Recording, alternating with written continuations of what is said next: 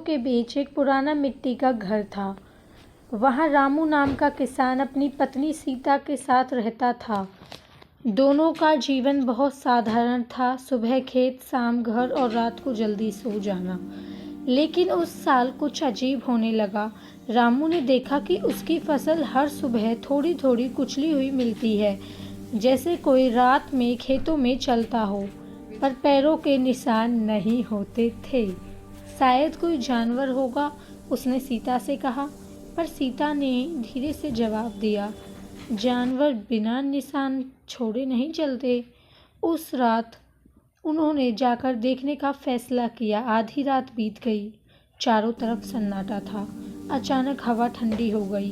खेतों में खड़ी फसल बिना हवा के भी धीरे धीरे हिलने लगी। रामू ने लालटेन उठाई और बाहर गया। फसल के बीच कुछ खड़ा था, एक लंबी काली आकृति, बिल्कुल स्थिर। कौन है? रामू ने डरते हुए पूछा। कोई जवाब नहीं। जैसे ही वह वापस गया, आकृति गायब हो गई। रामू का दिल तेज धड़कने लगा। वह वापस घर लौटता तो देखा सीता दरवाजे पर खड़ी थी, लेकिन उसका चेहरा सफ़ेद पड़ चुका था। तुम अभी तक खेतों में थे? फिर घर के पीछे कौन घूम रहा था? सीता ने कांपते हुए कहा। रामू सन्न रह गया। उस रात दोनों ने दरवाज़ा बंद कर लिया, पर नींद नहीं आई। धीरे धीरे रात के सन्नाटे में उन्हें कदमों की आवाज़ सुनाई देने लगी, जैसे कोई छत पर चल रहा हो। फिर खिड़की पर धीमी खरोंच।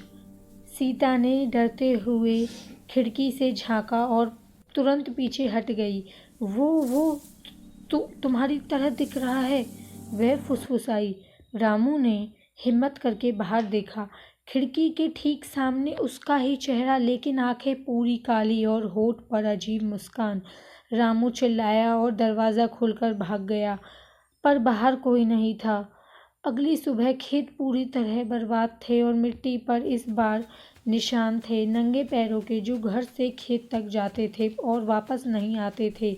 उस रात सीता अचानक नींद में उठी और दरवाज़ा खोलकर बाहर चलने लगी। रामू ने उसे रोका, पर उसकी आंखें बंद थीं और वह धीमी आवाज़ में बोल रही थी, वो बुला रहा है, वो कहता है ये घर उसका है। रामू ने उसे जोर से संझोकर और सीता होश में आ गई। लेकिन तभी घर के अंदर उसने पीछे से आवाज़ आई, हाँ, यह घर मेरा है। दोनों धीरे धीरे मुड़े। कमरे के अंदर कोने में वही काली आकृति खड़ी थी और इस बार वह धीरे धीरे उनकी ओर बढ़ रही थी। अगली सुबह गांव वालों ने घर का दरवाज़ा खुला पाया। अंदर सब कुछ वैसा ही था, बस रामू और सीता कहीं नहीं थे और खेतों के बीच अब भी रात को कोई चलता है, बिना पैरों के निशान छोड़े। इस कहानी का नाम था किसान और उसकी पत्नी। Hey guys, if you like this video, so please subscribe my channel for the upcoming videos and thank you for watching this video.